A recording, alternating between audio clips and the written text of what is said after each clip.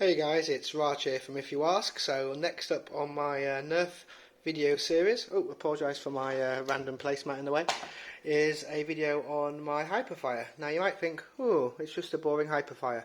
So when I put the camera down, you might be able to see something which makes this a little bit different. So you can see we've got two mag wells and we've got two fore ends, but we've only got one back end. So it's a 2S Lipo conversion, so all the wiring has been swapped with 16 gauge wire. You can see some of it here. So I've got various colours, and I've got two Hyperfire front ends, and these are mechanically attached. So I drilled some holes through the case in appropriate places, and I've got three threaded rods with lock nuts as spacers, and on the inside there's lock nuts on these two halves to attach these two halves of the shells together. And then I just wired through.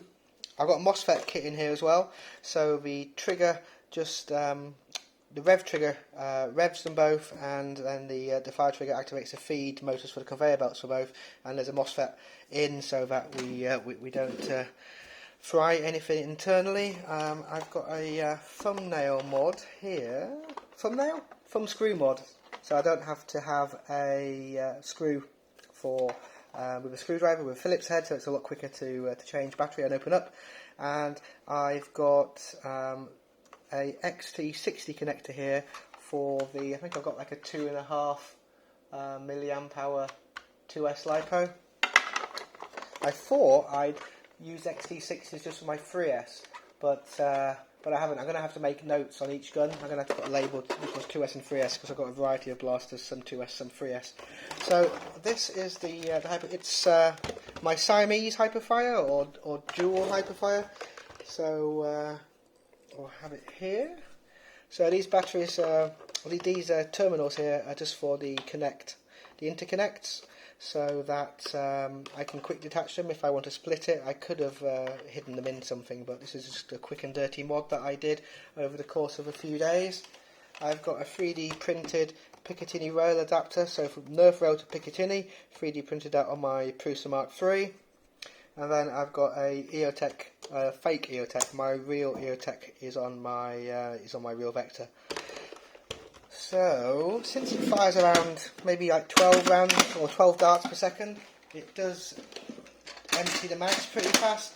So I've got some 35 round drum mags on this, and you'll see that one of them is facing to the front as normal. However, this one is backwards. So what you can do a reversi-mag mod. I'll show you how that was done. So you have to just Dremel in a notch. So this is the notch on the front, and if you just mirror that notch on the back, on the reverse side, there you go, you can see the notch better, then it allows you to fit the magazine in like backwards. So this way you can have both the snail shells next to each other. So yeah, it looks quite cool, and it fires around 25 odd NERF darts per second, so you really have to fire it in short bursts.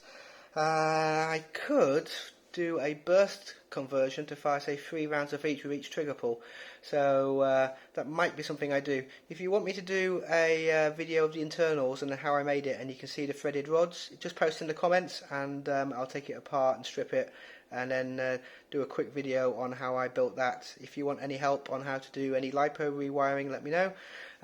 Don't forget uprated microswitches as well, so that you don't burn out the standard microswitches. And yeah, I can do a video on the reversi-mag conversion as well. There we go. Thanks for watching, and stay safe.